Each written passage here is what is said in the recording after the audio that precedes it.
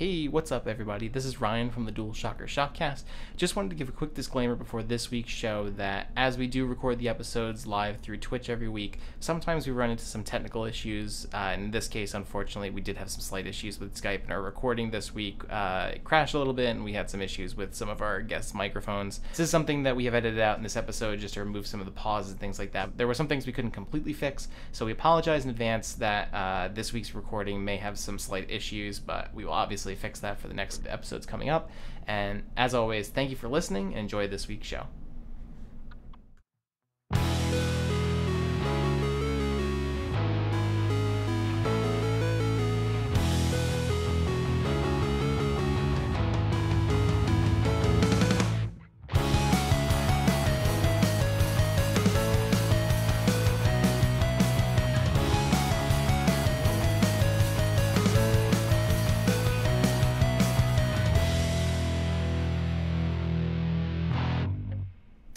What's up? Hello, everyone, and welcome to the ShockCast. I am your host, not Luke Intaldi. I am Ryan, and I am filling in for Lou for this week. He is out doing important things, trying to get a job, trying to start a new life. We don't really know who does that, but, we're going to keep on talking about video games, as we always do. So if Lou misses out, that's his fault. So joining me for this week, we have the one and only Chris Conlon.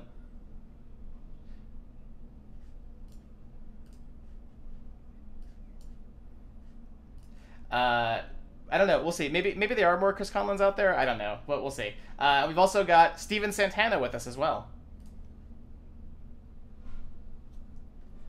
Oops, sorry, hold on. I don't think you guys were coming through, so I may have to take off my headphones. So anyway, so we're going to move ahead with our topic. So basically, for this week's show, as the title says, that we're going to be talking about Pokemon Go and catching them all. As Chris and I have probably lost a lot of our life to playing this game, Pokemon Go, over the last week or so.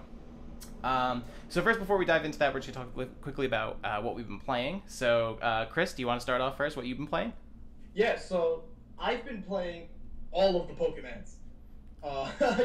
I've literally been playing Pokemon Go almost non-stop, and from playing Pokemon Go, it's got me back into playing both X and Y and Omega Ruby and Alpha Sapphire, because I have a problem and someone should help me.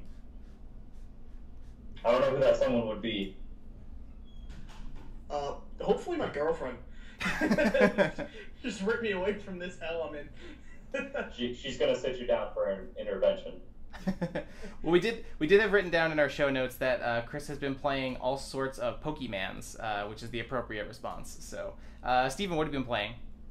I've been playing The Witcher 3, been trying to complete the main quest because I did purchase the DLC recently, and I really want to get to that. It's been on my mind for a while just because I put it down last year, and then summer has been pretty slow this year besides reviewing every now and then. So I've been trying to just really push through and finish The Witcher finally. Yeah, me too. That's also what I've been playing lately is The Witcher 3. I finally finished The Witcher 1 and 2 after what seemed like hundreds of hours. It wasn't actually that long, but it did take a while at least. But anyway, so now just a couple quick plugs before we go into our topic. So we had your Steven, we had your the PlayStation Vita State of the PlayStation Vita is Strong editorial go up, which was just kind of a call to arms for PlayStation Vita owners, saying it's okay, guys, you have a Vita, you're awesome. Do you want to just talk about that really quick? Yeah, it was mostly in response to after E3 and of course the absence of the Vita from E3, which was disappointing to say the least. A lot of people were talking about how, the Vita's dead, blah, blah, blah, the usual type of discussions that we've been having since 2012. And I was looking through a bunch of different release calendars for the year of 2016 and looking and seeing to try and find what games are coming to Vita. And there actually are a lot. There's over 80 games coming for this year. A lot of them have already released and a lot of them have been really good. Like Severed, and I mean XCOM 2, or not XCOM 2, XCOM Plus, which came to Vita, the textures are awful, they're very low res, but the game actually runs pretty well for being a console and PC game running on this handheld hardware. So it was just more in response of people, calm down, the Vita's not dead, the Vita's actually doing really well. If you own a Vita, you're probably very happy with all the games that are coming to it. So that was mostly the reason of why I wanted to write about that. Yeah, of course. Even though, as Colin and Greg of Kind of Funny say, that there's this little place called Vita Island where all the Vita owners kind of stay. So obviously, for Vita owners, it's a very special place. There aren't many of us there, but it's enjoyable. So we had that, and then I also did a preview of The Culling, which, for those that don't know, a lot of people say is basically the Hunger Games, the game, because it's pretty much the idea is it's a early access game where it's 16 players that get sort of put on a tropical island with a bunch of weapons, and they have to go kill each other, and you have to try and do it within a very short amount of time. There's a lot of crafting involved. It's very much like a multiplayer sort of survival game. So we'll be seeing more of that game definitely through the rest of the year, I'm sure, as they hopefully get to a full release this year, next year at some point. But you read my preview of that. It's fun. It's a really cool title worth checking out. I'm not normally a person that does a lot of early access games, but it's definitely one worth checking out. So with that, we're going to move into our topic of the show, which is Pokemon Go. Is that the name of it, right, Chris? It's the Pokemans. Pokemans Go. The Pokemans Go. So the topic of the show is Catch 'em All in Pokemon Go.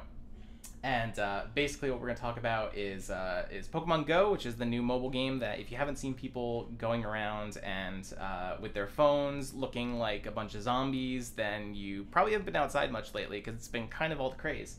So Pokemon Go is the new mobile app that came out from Nintendo and developer Niantic, who they also made Ingress, which was kind of the model for this game. And it's basically an alternate reality mobile game where you go around and you can catch Pokemon in real life is kind of the main gist of it. So Chris, do you want to just talk a little bit more about the game and sort of how you play it and all that?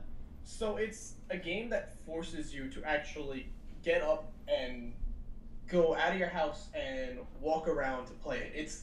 It's really fun, except when you ask my legs after the first day I played it. I have legitimately walked more in the last 3-4 days this game has been out than I've walked in the last 6 years of my life. But essentially, you get a certain amount of Pokeballs. You walk around, you catch Pokemon by just kind of flicking your screen up and trying to actually hit them with the Pokeball. Hopefully it works, sometimes it doesn't. And then after catching enough Pokemon, you can evolve them with candies you get from them. And if you give them back to the professor, the Pokemon turn into candies. It's kind of like this weird Majin Buu effect. But hey, I'm not going to question it because it's fun. It is, yeah. It's a very simple game because it's pretty much, I think, the game itself is very simple and it's not, there's not really much to it right now. All you can really do is you can catch Pokemon and then you can do battles, which is basically you can go to different, they're called Pokestops, which are, the game is based on Google Maps. So it's basically the game reads your GPS location from your phone, and then as you're playing, you see yourself on this map, and there are different spots you can go to. There are different like landmarks. They could be restaurants. They could be they could be schools, parks. In some cases, they can be funeral homes. They can be places that you shouldn't really go into. I've seen so many churches be Pokestops that it's like I think they're just trying to lure people in. Like, come back to church on Sunday. They're trying to lure you into the church of Pokemon.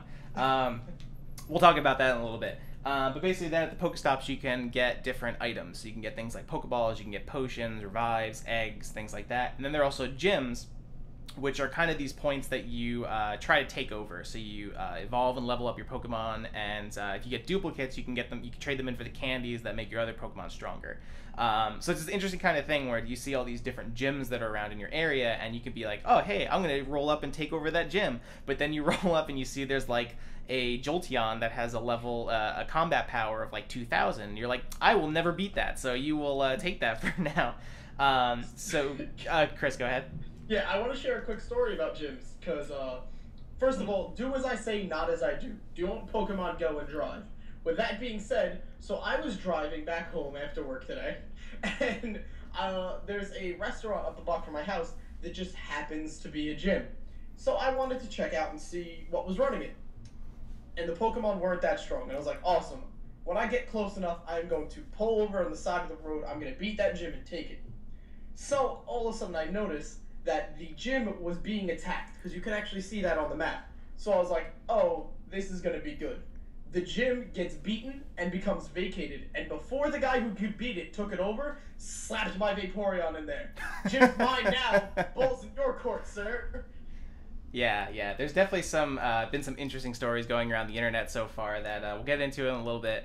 But things like, I even just saw an article today about a person that got into a car accident from playing Pokemon Go, which is obviously, it was bound to happen. It's very unfortunate, but I think it is a good message that don't drive in Pokemon Go, just whatever you do. So Steven, so Chris and I have been playing the game. I know you said you haven't really been playing it yet. Have you seen people playing it? What's sort of been your thoughts on the game so far? I have 3 friends who play it, and they've been doing nothing else but playing it. So I've been experiencing it vicariously through them. It doesn't appeal to me in that it seems like it's a little bit of a grind where to get the candies you have to either catch Pokemon and turn them in, or just kind of like find them, I guess. But like that's basically how you evolve your Pokemon, is through the candy, right? That's one way to do it, is that basically you get the candies as you catch Pokemon, and then when you get duplicates, what you can do is called transferring, where you basically turn them into your Professor Willow. Is that the name of the guy, Chris? Something like that. It's You literally see him once and then he's gone, so I don't care about him anymore. Mostly, yeah. But then with the duplicate Pokemon that you get, you can turn them into candies, which I don't even want to think about that, because that sounds horrific, to be turning Pokemon into candy. Boo, we are living Dragon Ball Z Go with monsters. Basically, yeah.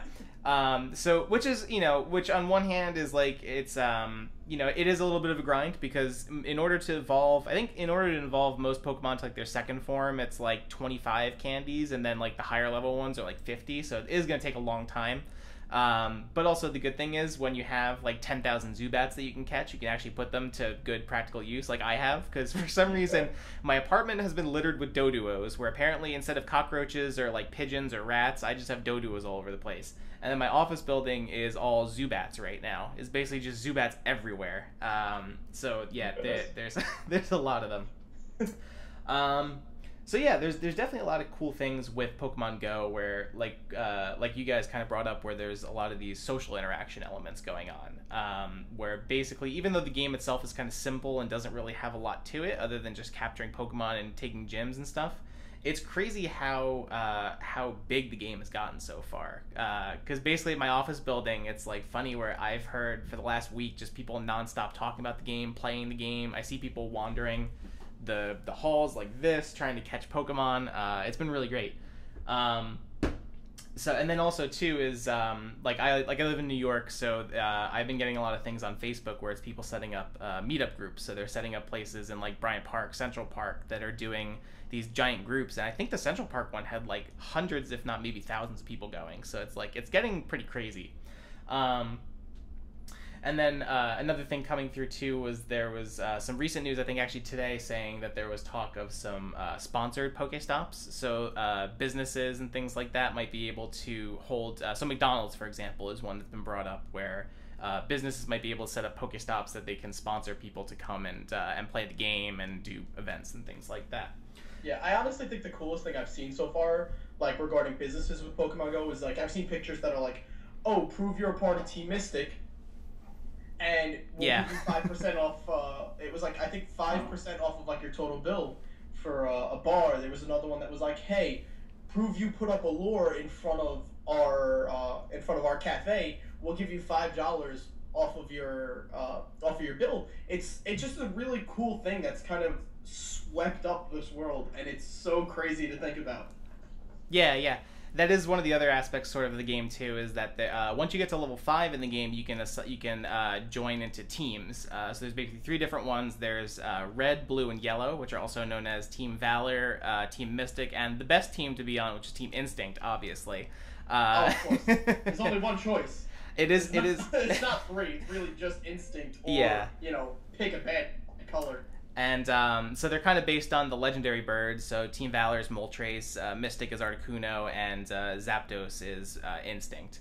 Which is another interesting part of the game too, is that online and in person there are all these kind of interesting, like, I think the best way to describe it is kind of like West Side Story, where there's these little like these not quite gangs, but these like groups of people that are very fervently defending their turf and their other team members and stuff like that, which is pretty funny. So yeah, so aside from the a lot of the benefits of Pokemon Go, where there's all these like it's promoting people to go out and explore. In some cases, get exercise, which is pretty good. Interact with others. There have been some problems with Pokemon Go so far. Especially the app when it first came out had a lot of issues with crashing and freezing. They've been updating it pretty frequently. I think pretty much every day that I've played it, they've been updating it for bug fixes and things like that. Yeah, they finally released the first one for Android too as well. Yeah. And but yeah, then there have been some other concerns of like privacy and safety. So for example, for because there are all these Pokestops that are all public places, so they're things like parks, they're like restaurants, things like that. Like Chris said, there are some places that are embracing it, but there are also some places that are not as much embracing it, with people going around wanting to get Pokemon. So one example was, I think there was, I forget where, but there was this Holocaust museum, I believe somewhere in Europe maybe, or maybe in the US, trying to get removed from Google Maps because they keep having people come in and catching Pokemon in a place that you probably shouldn't really catch Pokemon in. It's kind of a more, serious place. So, Steven, do you have thoughts on that? Yeah, it was, I believe it was somewhere in the U.S., but yeah, I saw multiple pictures of the notice that people put up where it's like, please stop coming in here with your iPhones going everywhere. This is like a museum for like something that was awful. Like, stop using it as a location to catch Pokemon. It was just like, oh, yeah, no, humanity can sometimes be not that great. Humanity can sometimes not that great, and we continue to not be that great. Yeah. There have been some pretty great articles about Pokemon showing up in some very interesting places. So there was one with like a funeral home. I think there was one where someone's wife was giving birth and they were catching Pokemon. So yeah, Chris, have you heard any crazy Pokemon Go stories or seen anything crazy going on yet? So I have two favorite ones. Both of them involve Haunter and Ghastly. One of them is, so there's an area, I live on Staten Island, New York. In Staten Island, New York, there's an area called the Conference House, which is like super old. It was back during the, I think it was during the Revolutionary War, is when it was important, I think. And it is widely believed to be haunted, regardless of whether or not believe in that stuff.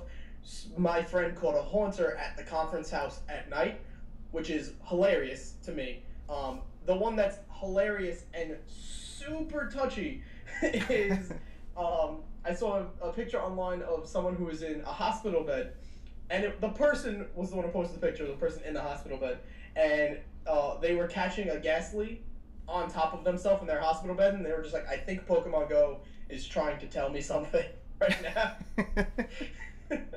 I saw that one as well. I love that one. Yeah. So I think Steven, so like Chris and I are in roughly like near the same areas and whatnot. Steven, have you seen a lot of people in Vegas around that area playing, and has it been busy? Well, if you go out for longer than half an hour, you'll probably die from a heat stroke here. But I have seen meetup groups at Sunset Park, which is the largest park in Las Vegas area, and it has a lake as well as grass and also a desert area. So it's prime, location for the different types of Pokemon you can catch. I've seen a lot of like my friends will like kind of like show that they're interested in the meetups and whatnot. I haven't personally like seen while I'm driving to and from work people like on the side of the road going and doing stuff. But I have seen a lot of like Twitter stuff from friends that I have who live around the area talking about how like they've been meeting up with different people at like Pokestops or like fast food restaurants or like just regular random places that happen to spawn a Pokestop or not. It's been interesting seeing the whole reaction to it. I would have never guessed like 2 weeks ago that Pokemon Go would have become such a gigantic conversation for pretty much everyone, even if you're not into video games. It's extended beyond that to like where like mainstream media is like covering it, and people like my parents are talking about it for some reason. Like, it's very strange how far it's gotten. Yeah, for sure. I saw some funny articles about one of the major news stations doing a report on Pokemon Go, and they did this report with one of their anchors in Central Park, and they had these like CG Pokemon that came on, but they were like slightly deformed versions because I guess they couldn't use the actual Pokemon for copyright reasons, and they looked like Pokemon that looked like they would come out of a drug trip. Is the best way to put it. So yeah, that was entertaining. But yeah, I mean, obviously Pokemon Go has been a huge mainstream success so far, and like you said, Steven, it's getting a lot of mainstream coverage and things like that. So I think just a couple quick facts. So the game came out last week for the U.S. and Australia, I think on July 6th. Then now it's starting to roll out in other territories. I think it's going to Europe, Germany, and some other places. It's already exceeded numbers, I think, on Tinder, which is interesting. So now Pokemon Go is apparently the new dating app of choice for most places. And it's also reached near the daily active users as Twitter, which is pretty big when you consider how many people use Twitter every day.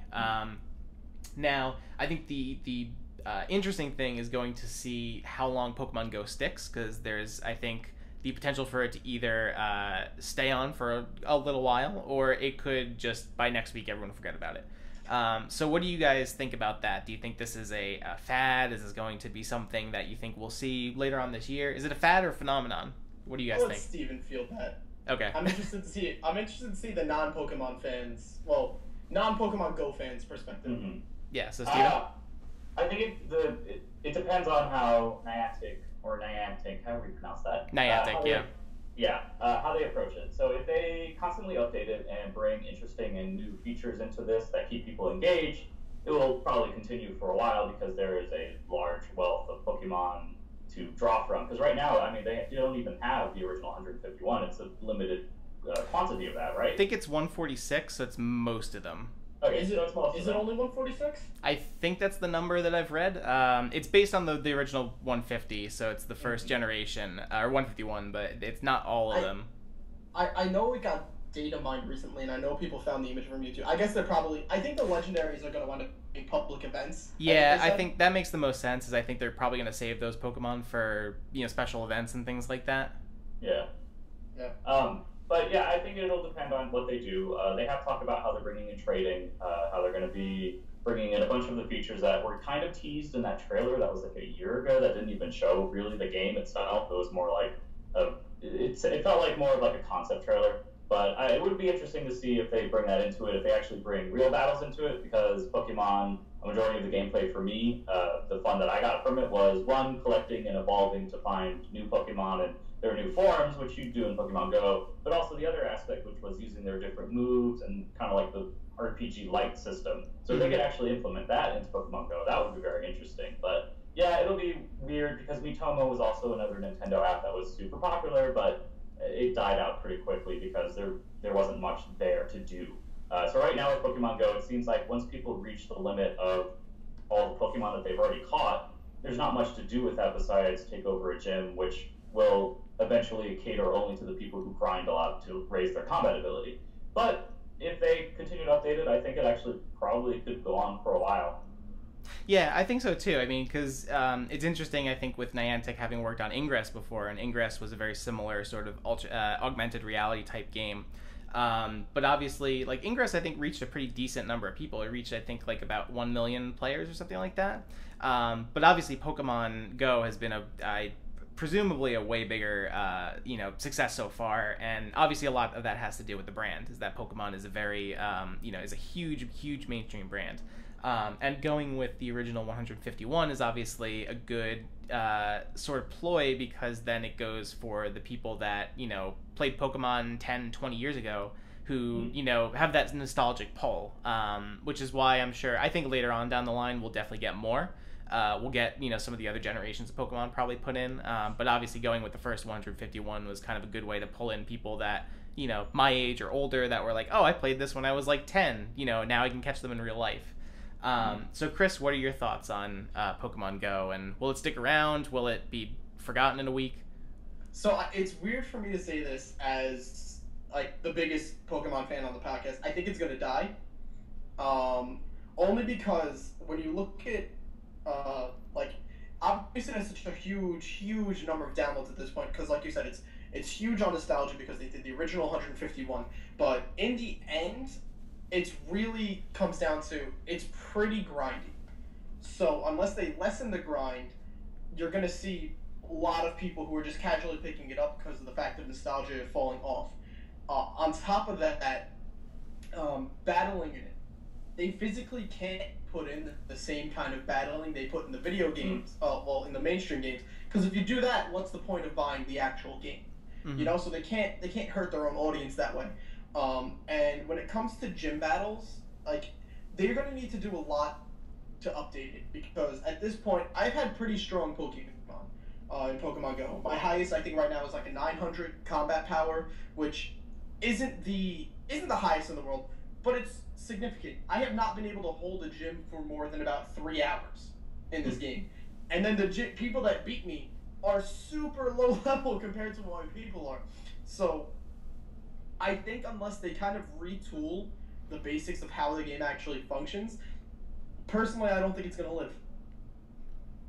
Yeah, I think I can agree in some sense that I think, I think that it definitely will die out pretty quickly. Like, in terms of, there's a ton of people playing it right now, but I think in a week that'll drop pretty significantly. But I feel like with the updates and, they've said that they're going to introduce trading. They're going to, I'm sure they'll probably do some adjustments to the battling system or gyms and stuff like that. I still think there will be a very dedicated group that plays this. So I think in that sense, we'll see it live more from like, if there's like 100 people, 100 million people playing now, which is a ludicrous number, probably not that many, but maybe we'll see like by the time it dies down, maybe 10% of that or something like that stay on. I think we could likely see that. So I think the other problem that it has with it, that kind of popped to my head that I forgot to mention, is once the actual main series game comes out, I think a lot of people who are big on Pokemon are going to just stop playing Pokemon Go altogether. Because once Sun and Moon comes out, I'm not picking up that app. I can guarantee. I have another portable gaming system, so I'm going to play with that one, Yeah, yeah. Just to go through some of the comments in the chat really quick, pretty much all of them from Dalo. So Dalo Arlan said, I haven't played Pokemon Go, but I have a friend that spent $200 on Pokemon Go for convenience, so good for you. Because basically there are, like most mobile games, there are microtransactions, so you can buy things like, it's a given, but honestly, like, I've been playing the game and having fun, but I haven't spent anything on microtransactions. It's just been, like, I think kind of like Chris, where it's like, I'll probably play this for a little while, but if there's not much new added to it, I think in the next weeks or so, I think I'm probably gonna, I don't really, I'll probably drop it. I'm not a huge mobile game person, but I feel like this is definitely the mobile game experience that I've probably played the most so far out of most things that I've played. So it's definitely good. And then Dalo also said, he also said, I think my friend wants to be MLG or something. So that's probably why he spent that much money. Which I don't know. I feel like if you spend $200 on Pokemon Go, you might as well just get the regular Pokemon games, because then you could be really MLG. He's going to be MLG Pokemon Go. There's a difference. He will take over all the gyms. He will be the very best. Basically, like no one ever was. The very best like no one ever was. Yeah, of course. $200 could probably get you a Nintendo 2DS and the Virtual Console titles for less than 200, I think. Oh yeah, even like 100. That's like bare. That's like if you get a 2DS for like $80 and then a game for 10, then you're golden. He also said, Dalo also said, my local park is a gym, so the local family have set a meetup to have their kids get together to keep them out of trouble, I think. And then he also said, I guess, regarding whether the game will stick around, it basically comes down to the end game. Like Dalo said, there's a ton of meetup groups I've been seeing. There's also some really cool initiatives I've been seeing. There was one with a animal shelter where they're basically setting up people to volunteer walking dogs. So while they're walking dogs, they can play the game and go catch Pokemon, things like that, which is a really interesting initiative. So it's cool. I just don't know if I've ever seen a game like this that encouraged so much social interaction and going and exploring and things like that, which is really cool. So I guess that leads into kind of our final questions on this topic, which is, what do you guys think will be the effect of Pokemon Go on Nintendo as a company, and then also on just their sort of mobile game initiative? Because now this is kind of their second big mobile game after Miitomo came out earlier this year. So anyway, I think with that, we're going to move on from our Pokemon Go topic. We pretty much wrapped up from there. But a lot of good discussion. If you guys haven't already, definitely check out Pokemon Go. It's a really interesting, fun game. It's free to play, obviously, so if you want to just give it a try, you can, always give it a try and delete it if you don't like it, etc. It's free. It's free, yeah, basically. So now we're going to move on to our 8-Bit Idiot segment, and for those that don't know, this is kind of our topic where we sort of address issues and things like that in the gaming industry. So this week's is particularly one that's a little bit going between the relationships between publishers and digital influencers, content creators, or as you might know them, YouTubers. So basically, this week's 8-Bit Idiot is focusing on Warner Brothers Interactive Entertainment, the video game publisher that's done games like they published The Witcher 3, Batman Arkham Knight, Mad Max. They've done tons of things. But there was some news recently where basically what happened was there was a settlement that was done with the FTC, the Federal Trade Commission, where basically Warner Brothers got in some trouble for not disclosing paid sponsorships for their game Middle-earth: Shadow of Mordor that came out 2 years ago. So just to give a little bit of background on this, Shadow of Mordor came out 2 years ago, and Warner Brothers had partnered with a lot of different YouTube channels and YouTubers to help promote the game and create videos, so doing Let's Plays, things like that. But what happened was that these were paid sponsorships on the part of the YouTubers they were partnering with, and there was either minimal disclosure or there wasn't clear enough disclosure about these being sponsored promotions. And these included some pretty big name YouTube channels, like there was PewDiePie was in there and a bunch of others where supposedly they were for hundreds of dollars, if not thousands of dollars.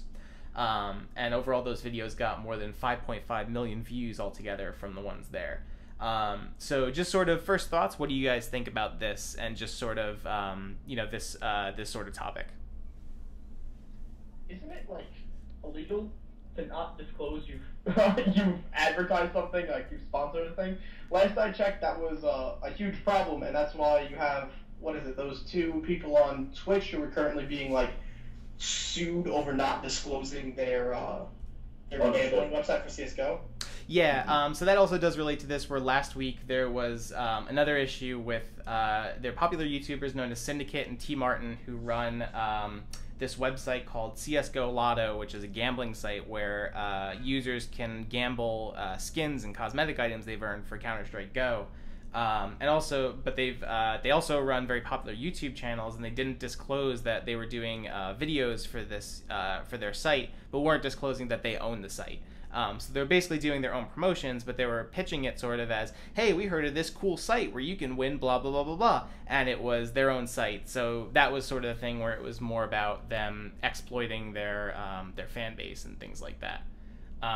So yeah, Chris, did you want to continue what your thoughts are on it? Yeah, I mean, like, I just don't understand why people just keep doing things that, last I checked, they're literally not allowed to do, and just be like, yeah, it's fine. Like, it's dumb. I mean, in the end, regardless of whether you paid them or not, like, a bunch of people would have been playing Shadow of Mordor on YouTube.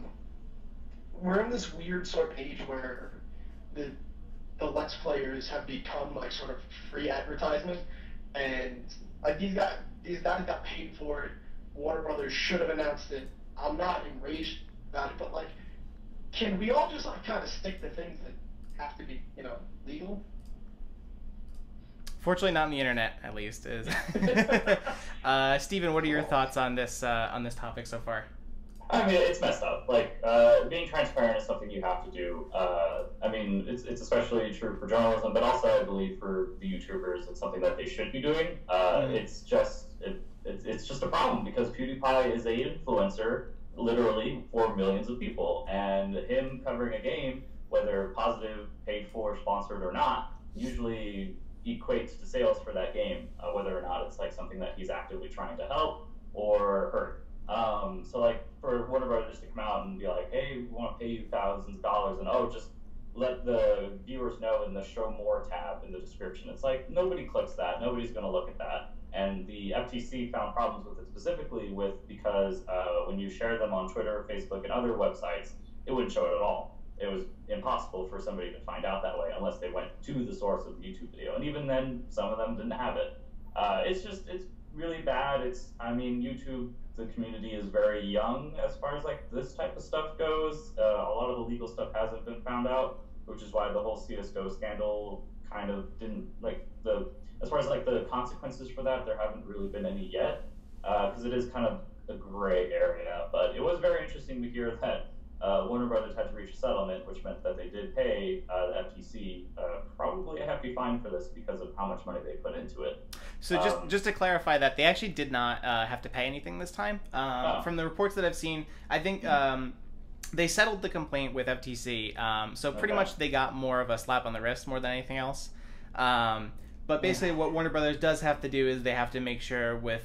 so this was more of a warning than anything else. So they did not have to pay any legal fees, things like that.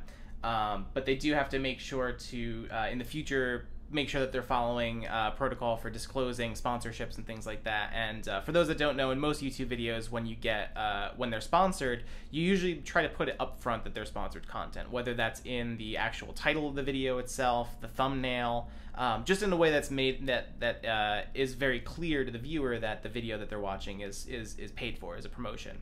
Mm-hmm. Versus I think what was happening with Warner Brothers, where that they didn't necessarily make it clear to viewers that it was that, because like you said, Steven, they kind of put they told the people, that the YouTubers they were working with, to put their the sponsorship, sort of copy in the description. But like you said, most of the time it's kind of buried in there. It's not very easily viewed. So that was more with the issue that the FTC was having with that. It's I feel like it's a little bit more on the...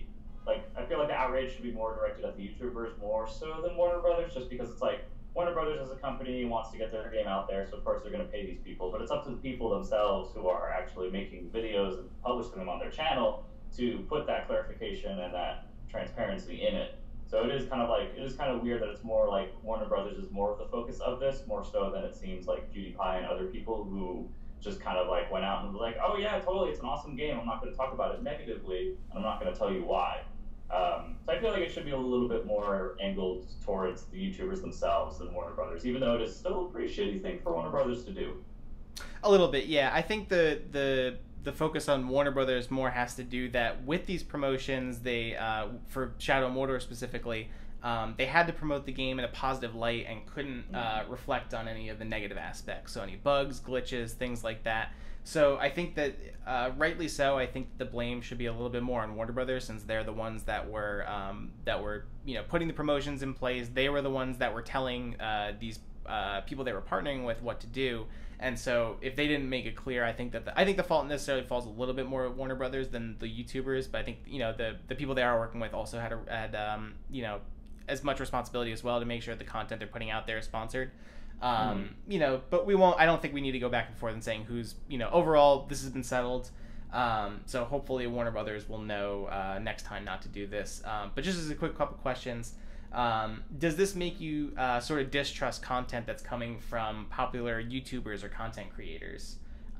So what do you guys think is sort of the line between these people that are producing entertainment but also marketing and promoting for potentially marketing or promoting for companies? Chris, what do you think? It doesn't really affect me trusting them, because in the end I get to watch the gameplay myself and kind of take it for what it is. If it's someone like PewDiePie, one, I don't watch it because I have a soul, but two, his videos are heavily edited and it's all really chopped up. I would never try and base a game off of what I saw from him, but if I saw someone who's doing a let's play that part one is 30 minutes and it's complete, you could tell almost unedited footage, I would trust them more. But at the same time, most, I don't know, it's kind of weird because most people I watch are straight out just so honest with everything. Every Loot Crate unboxing that I've ever watched in my life, the people are yeah, if you sign up using my code, I'll get money for it. Just being blunt and honest with them. So I mean, I never trust the top echelon people. I trust them about as far as I could throw them. But maybe on the lower end people, kind of the mid tier LPers, I'll still trust what I see from them. Yeah, and Steven, what do you think? It doesn't really affect me personally. I don't really watch YouTube people that much at all. There's very few channels that I follow closely, and it just, I don't know. I've always kind of viewed the whole popular YouTube thing as very much yellow journalism, where it's all about all cap titles with lots of exclamation marks, a lot of hey, watch my thing, it's really funny, give me money. I've always kind of already viewed it as that, so this kind of just confirms that opinion already. So yeah, for sure. Yeah, but I think it is just something that we do have to keep. That will be interesting to see as this goes, because we've already seen that there has been, I think, a much greater focus on game publishers working with popular content creators or digital influencers, as they're called. As I work in marketing, that's kind of what we call them, or digital influencers. Because they are these people that have millions of followers, like PewDiePie, who has over 40 million, Markiplier, who's up there in like the tens of millions or so, that people that do have incredibly huge followings. And but we have to see, I guess, how these promotions work out when working with people like that, and sort of what that line is between entertainment and also promotion, but also making it clear that it's promotion. Yeah, this isn't the first. It's not going to be the last. I can guarantee it. Yeah, no, for sure. It's definitely happened before, but these are definitely, in the case of both of this with Warner Brothers and also with the whole Counter-Strike Go, the Lotto site and all. These are just very, and they just happen to be pretty close to each other. These are both very sort of high-profile examples of that. Yeah. Yeah, this is definitely going to happen more as well, because I think I forget where I read it, but there was something I saw on Twitter. I'm passing from other people I watch on Twitch, where it's an actual people are starting actually make statistics for games that are like consistently streamed by higher streamers, and they're actually showing that they are doing much better after people start picking up a Twitch following on them. So you already have like millions of views on YouTube. Now you're gonna have statistics backing up the influence that a website like Twitch and YouTube can even have on them, which so you're definitely going to see this happening a lot more. Yeah, for sure. I mean, because that definitely happens where there are games that get covered by people like PewDiePie or Markiplier, and their sales just jump up because they've got, even if it's not a great game, it gets sales because it's been covered and has been viewed by millions of people. And I think also, especially just because we've seen a lot of bigger companies sort of dip their toes into marketing with either with or sort of producing content that would be similar like that. I don't know if you guys saw last year, but when EA was marketing for Star Wars Battlefront, they were producing a lot of Let's Play style videos that they were releasing mostly through social media. So basically, they would produce these short clips of popular YouTubers and streamers making clips of them playing Battlefront and doing all these like crazy ridiculous things. That also happened with Far Cry Primal earlier this year, where there were a bunch of really ridiculous kind of funny clips of like, oh, I just jumped off a mammoth and just rode a saber-toothed tiger and did all these like crazy nonsense that they were sharing through social media by partnering with a lot of these content creators and stuff like that. It even goes back to, and because I always have to mention it at some point during the stream, Bungie with all of Destiny's like content releases. I think since House of Wolves, they've streamed the releases and like, oh, these are the new features on Twitch. Like it's not just like a coincidence that people are starting to take everything that way, you know? Yeah. Any final thoughts before we wrap on this? No. Okay. All right. I think we're gonna. What's that? I'm done. I've run out of this. All right. So from that, we're gonna move on. We'll move on from our 8-Bit Idiot. We'll go into the upcoming game releases for the month of July. Obviously not too much, but there's still a pretty decent amount. July tends to be a little bit of a slower point in the year. But so for today, actually, we had Video Ball on PS4 and Daydreamer Awakened Edition on PS4. Then moving on into the rest of the week, we've got Infinium Strike for PC and PS4, Chroma Blast for Wii U, Muv-Luv for PC, Broken Bots for PS4, Monster Hunter Generations 3DS, which I believe we will be doing a review of, Obliteracers for PS4 and Xbox One, Adrift for PS4, which I actually just played on PC last week. It's a good game. It's definitely worth checking out. MX vs. ATV Supercross Encore for Xbox One, Indigo Prophecy for PS4, 10-Second Ninja for PS4, Ark Survival of the Fittest for PS4. There's a trend of PS4 games here, in case you weren't aware. I am set. I didn't know Ark was coming out. Yeah. Well, this is the Survival of the Fittest is the standalone like survival game rather than like the regular Ark game. Nice. Thanks, Ryan. Yeah, sorry, I killed your hype. We have I Am Setsuna for PC and PS4, which I know a lot of people are very excited about. Steven especially seems very excited for it. We've got Galgun Double Peace for PS4 and Vita, Killstrain for PS4, Tumblestone for Wii U, Neverwinter for PS4, Lifeless Planet Premier Edition for PS4. That's it for the new release for the upcoming games, and with that, we're gonna wrap up here. So our social media and site plugs, if you want to find us on social media, we are on Twitter, Facebook, and Instagram as DualShockers. On YouTube, we are DSTV Originals, so you can watch all our awesome videos, like these episodes of the ShockCast over there, and you can also subscribe to our channel and check us out there for more. You can follow us on Twitch here at DualShockers Live, and you can also watch the ShockCast live at 8:30 p.m. Eastern Time every Wednesday. And then finally, for everything else that isn't social media, you can find us on DualShockers.com for our round-the-clock news coverage of reviews, features, editorials, and more of that good stuff. Thank you all for watching. We're going to sign off here. Thank you also for being patient with us with our technical difficulties a little here, which I think we are actually having now. So I think... I've become part of Steven's face, and I'm missing. Exactly, yeah. Chris has now become a circle with the letter CC in it. So I think that's our cue to wrap up. So you can find me over on Twitter at just my name. It's Ryan Meitzler. Chris, what's your Twitter signature? You can find me at Mr. Moxieiments. I am posting tons of hilarious Pokemon Go gifts.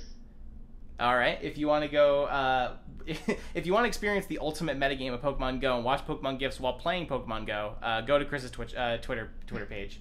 And then Steven, where can we find you? I'm at number 8 Axel, NO, the number 8, and then Axel. All right. Thank you guys for watching. Thanks again for being patient with us as we have just had our computers explode and technical issues abound. Thank you all for watching, and we'll see you again next week, same time, same place. Bye-bye. Bye. Bye, guys.